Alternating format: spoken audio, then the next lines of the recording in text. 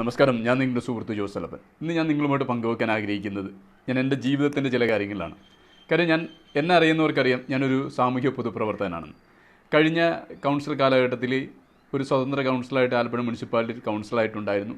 അത് നാട്ടിലെ എൻ്റെ സുഹൃത്തുക്കൾ, എൻ്റെ നല്ലവരായ നാട്ടുകാർ രാഷ്ട്രീയത്തിന് അതീതമായിട്ട് ജയിപ്പിച്ചത് മൂലമാണ് ഞാനൊരു കൗൺസിലറായത്. അതിനുമുമ്പ് 20 വർഷത്തിന് മുമ്പ് ഒരു രാഷ്ട്രീയ പാർട്ടിയുടെ, കൃത്യമായി കോൺഗ്രസ് രാഷ്ട്രീയ പാർട്ടിയുടെ പ്രവർത്തകനും അതിൻ്റെ സ്ഥാനമാനങ്ങളിൽ ഇരുന്ന ആളുമാണ്.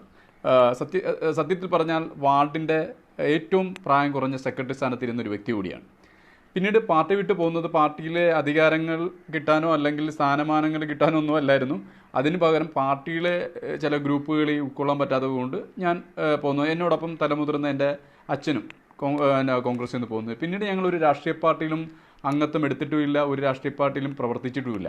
അന്നു മുതൽ ഇന്ന് വരെയും 10-20 വർഷമായിട്ട് ഒരു രാഷ്ട്രീയ പാർട്ടിയിലും ഇല്ലാതെ പൊതുപ്രവർത്തനം, സാമൂഹ്യ പ്രവർത്തനം ചെയ്യുന്നൊരു വ്യക്തിയാണ്. പക്ഷേ നമ്മളെ മോശമായി ചിത്രീകരിക്കാൻ വേണ്ടി പ്രത്യേകിച്ച് കോൺഗ്രസ് രാഷ്ട്രീയ പാർട്ടിയിലെ ഇപ്പോഴത്തെ ചില നേതാക്കന്മാർ മുതിർന്ന നേതാക്കന്മാരുടെ മുന്നിൽ മോശമായിട്ട് ചിത്രീകരിച്ചുകൊണ്ട് അധികാരം ഉറപ്പിക്കാനോ അല്ലെങ്കിൽ ചില സ്ഥാനമാനങ്ങൾ ഉറപ്പിക്കാനോ വേണ്ടി ചെയ്യുന്ന ശ്രമം, അത് വെറും നാലാംകിട ശ്രമമായിട്ടാണ് എനിക്ക് തോന്നുന്നത്. കാര്യം നിങ്ങൾക്ക് കഴിവുണ്ട്, നിങ്ങൾ പ്രവർത്തിച്ച് മുന്നോട്ട് വരാം.